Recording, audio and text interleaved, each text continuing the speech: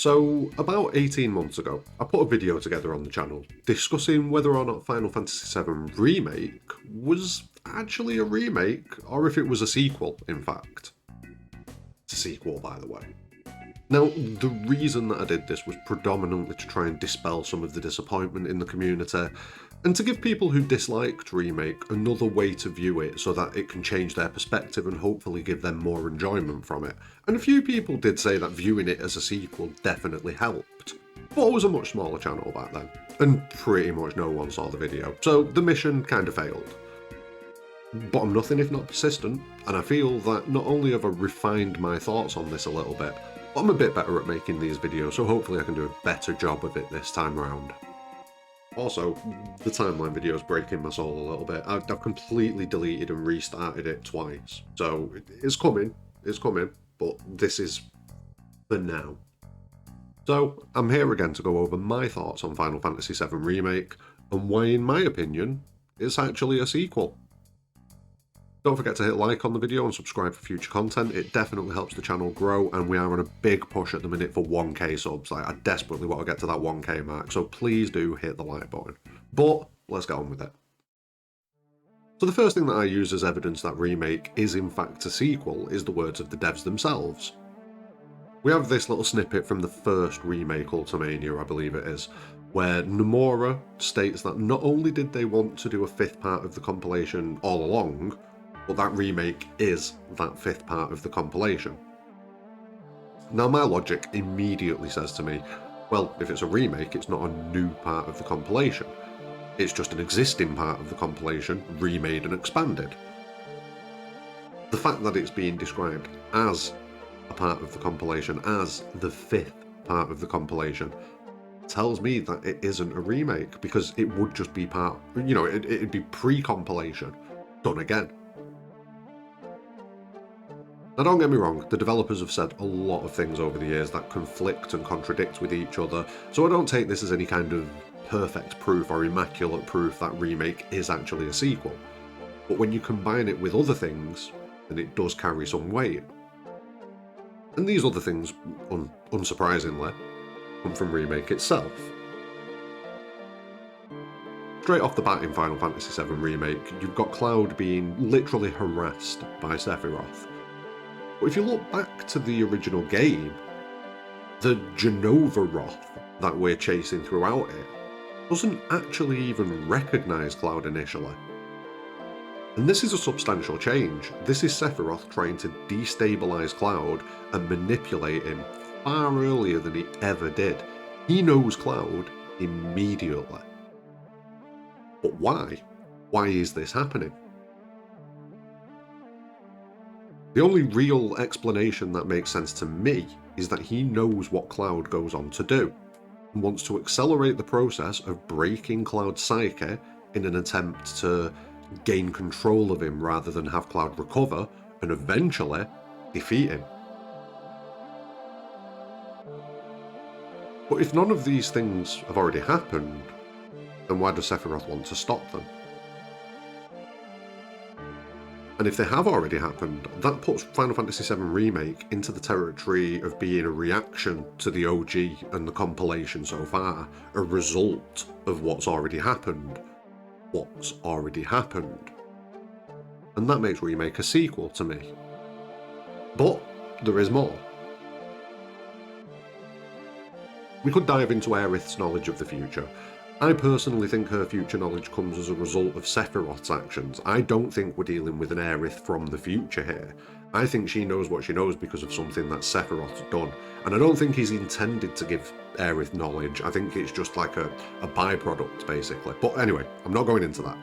Because in my eyes, it doesn't lend any weight to it being a sequel. Because like I say, Aerith's just reacting to the events around her. The thing that makes me think it's a sequel is the fact that she keeps having these memories of what will happen, which also indicates that this game is operating from the perspective of being a reaction to the events of the original game and the rest of the compilation. Another tick in the box of sequel for me. And you can add the planet to this list, because the planet is trying to protect the timeline and keep the established events in place, which further pushes Remake into the position of being a result of previous, already existing events. They could argue that all of this comes down to premonition, and that Aerith, the planet, even Sephiroth, are seeing the future, therefore meaning that these events haven't yet happened, just could happen. And I suppose it sort of works for Aerith and the planet. I will give you that. It works for Aerith and the planet. You could explain it away in that manner. But Sephiroth flies in the face of that theory entirely. You need to consider the possibility that there are two Sephiroths in this world. And I say possibility, I personally think it's a certainty, but it's not confirmed, it's not proven, I don't think, so we'll stick with possibility. And the moment where this kind of clicked into place for me was the scene in the Shinra building just after we fight Genovaroth. Now, when Genovaroth, I'm going to keep calling this Sephiroth Genovaroth, but when Genovaroth, the one that we remember from the original game, summons Jenova, we see the purple effect, we see all of that business, gets defeated, and then we see Sephiroth come in and save Genovaroth. And this is the same Sephiroth from the start of the game, the same Sephiroth that keeps on appearing to Cloud, and the same Sephiroth that we fight on the highway. This is the difference. Sephiroth is the difference. And this Sephiroth is 100% acting from the perspective of having already experienced everything that the compilation and OG give us. This is embodied right at the very end. The party defeat the Whispers, they defeat Fate, and they defeat Destiny, and they free themselves from the events of the original game and the compilation. But Sephiroth absorbs everything. He seems to absorb not only the Whispers, but he seems to absorb one of the most pivotal events from the original game. The moment that his plans fell apart, and the moment the live stream, coupled with Holy, Aerith's will, and the party's strength, defeated him. Meteorfall. And what it looks like happens is that he pulls that memory, that moment, out of the live stream, out of time, and manifests it. And then he absorbs it. How can he do that if it's not happened? If it is just precognition and premonitions, like we're saying with, it could be with the planet and it could be with Aerith, you know, they're seeing the future and therefore they're thinking, oh, I want to avoid this. How can Sephiroth do this if that's all it is? And in my mind, he just can't. It is not possible. And one more point on this is, if it is premonition, why wasn't that in the original game? I mean, you do get moments where I would say that when Aerith kind of projects her image to Cloud and we see that scene in the Forbidden Forest, the Forgotten Forest, whichever it is, when we see that scene of Aerith leaving, I think at that point Aerith knows that she's probably going to die, but I don't think she knows the future. I don't think she's seen everything and how it's going to plan out. Now, if I'm right on that, why has that changed in Remake? What is it that's changed? And for me, one of the few explanations is that those events have already happened and we're seeing almost a merge of the two realities. That's what we're seeing, because Sephiroth's kind of brought some of that reality with him, and he's brought the power from that reality. He's brought the power from that moment, Meteorfall. He's brought that forwards to himself and brought that into this reality.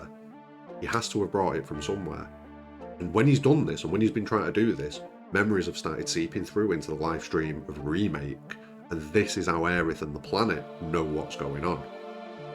It all boils down to Sephiroth, in my opinion. He is the proof that this is a sequel, in my mind. He proves everything.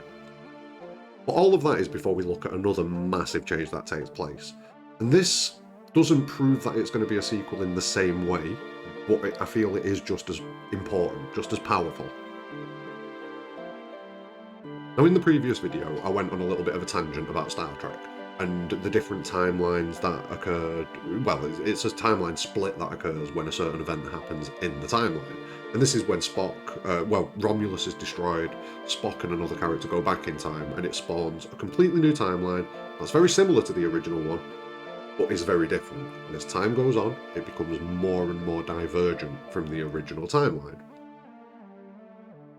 There is an event similar to that seems to have happened at the end of Remake, and that is the survival of Zack Fair. Now, Zack doesn't really confirm that the OG has already happened in my eyes, but the change in his fate, as well as the potential for what he's going to do and the change he's going to elicit in Remake's future installments, well, that pretty much guarantees that the story's going to change substantially. Again, if it's not fleshing out, this isn't fleshing out, this is a completely different tangent and avenue for the story. If that's the case, how can it be a remake? Because it's going beyond the scope of Remake, it's changing the story so much, potentially, that it could be unrecognisable. And it's not the only thing that's happened that could change the events of Remake over time. You've got the survival of Biggs, you've got the different state of the Wu-Tai War, you've got numerous things that could indicate that the future of Remake is going to be very different, as well as previous events in the compilation being the setup for Remake. And I think when you put it all together, the planet trying to protect what's already happened, Aerith having visions of what's already happened, Sephiroth trying to manifest what already happened and change what happened, and then Zack and all the other changes that have occurred already up to this point, all of those changes are going to accelerate divergence over time. Yeah, early on in Remake Part 2, it probably is going to look very much the same as the original game went. We're probably going to go to camp, we're probably going to do the flashback, probably going to go to the Chocobo Ranch, all of that's going to happen. But gradually, and I think the big moment where it's going to change in a massive way is Nibelheim, the end of Remake Part 2, or what a lot of us are predicting is going to be the end of Remake Part 2. Now, what shape that takes, who knows? It could be that Baby Seal's recent theory that Cloud ends up becoming a semi-antagonist towards the end of Remake Part 2 as Sephiroth corrupts him more and more. Personally, I hate it, but it's very possible and very compelling, and it'd all rely on delivery for me, but the possibilities for something to go down in Nibelheim that changes the story irrevocably is massive, and I think that's what people need to watch for, and I think people need to be prepared for it, because we saw the backlash at the end of Remake. People were not happy. People were furious that this has changed the story. If that's how they reacted at the end of Remake, I don't think they're going to be happy over the next few years. But I do personally feel that shifting your viewpoint to view the game as a sequel will be beneficial, because you won't hold the game to the expectation of being Final Fantasy VII, because it isn't. It already isn't. It's already changed so much that it isn't. But anyway, I think I've put enough out there to get my point across. I want to know what you think. Let me know what you think about Final Fantasy VII Remake. I personally feel that the title Remake refers to Sephiroth's will and his actions more than anything else. He's the one trying to remake his destiny. He's the one from the future or some alternate timeline, or whichever way they go with it. He's the one that's got the information, and he's the one that's trying to promote change and make things happen. It's all Sephiroth. But yeah, that's enough from me. What do you think on this subject? Keep it civil in the comments, debate yes, arguments no, but I do want healthy debate on this, because I do think it's an interesting subject. It's probably one of the core subjects going on at the minute, because if it's a remake, then we know where it's going, pretty much. Like, it will have changes, but we know where it's going. If it's a sequel, we have no idea where it's going. It could go anywhere, literally anywhere, and that, I'll be honest, it's quite tantalising. I'm up for it. But yeah, leave your thoughts in the comments below. Thank you very much for watching. Don't forget to hit that like button and subscribe, help us get to that 1K. But more importantly than anything, have a great day.